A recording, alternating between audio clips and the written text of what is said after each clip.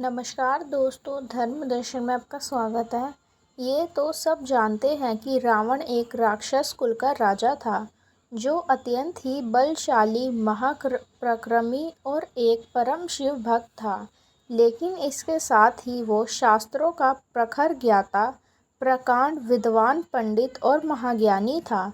जब धरती पर उसका पाप बढ़ गया, तब भगवान विष्णु ने राम के रूप में धरती पर जन्म लेकर उसका नाश किया। तब रावण ने मरने से पहले भगवान राम के छोटे भाई लक्ष्मण को कुछ उपदेश दिए, जो आज के समय में भी लोगों के लिए सफलता की कुंजी है। रावण जिस समय मरणासन अवस्था में था, तब भगवान राम ने लक्ष्मण जी से कहा कि इस संसार से नीति, राजनीति और शक्ति का महान पंडित विदा ले रहा है। तुम उसके पास जाओ और उससे जीवन की कुछ ऐसी शिक्षा ले लो जो और कोई नहीं दे सकता। राम जी की बात मानकर लक्ष्मण जी मरणासन अवस्था में पड़े रावण के सिर के पास जाकर खड़े हो गए। लक्ष्मण जी काफ़ी देर तक रावण के सिर के पास खड़े रहे, लेकिन रावण ने उनसे कुछ नहीं कहा। इसके बाद लक्ष्मण जी वापस लौट आए और प्रभु श्री राम से सारी बातें बताई।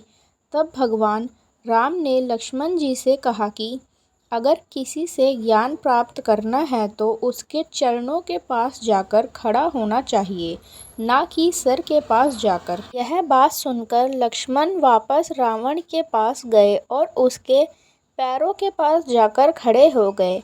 उस समय महापंडित रावण ने लक्ष्मण जी को 5 ऐसी बातें बताई जो जीवन में सफलता की कुंजी थी।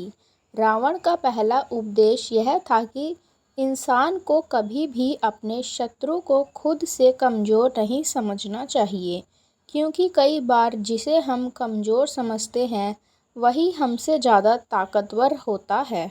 रावण का दूसरा उपदेश था कि खुद के बल का दुरुपयोग कभी नहीं करना चाहिए। घमंड इंसान को ऐसे तोड़ देता है जैसे दांत किसी सुपारी को तोड़ता है। रावण का तीसरा उपदेश था कि इंसान को हमेशा हितैषियों की बात माननी चाहिए, क्योंकि कोई भी हितैषी अपनों का बुरा नहीं करना चाहता। रावण का चौथा उपदेश था हमें शत्रु और मित्र की हमेशा पहचान करनी चाहिए।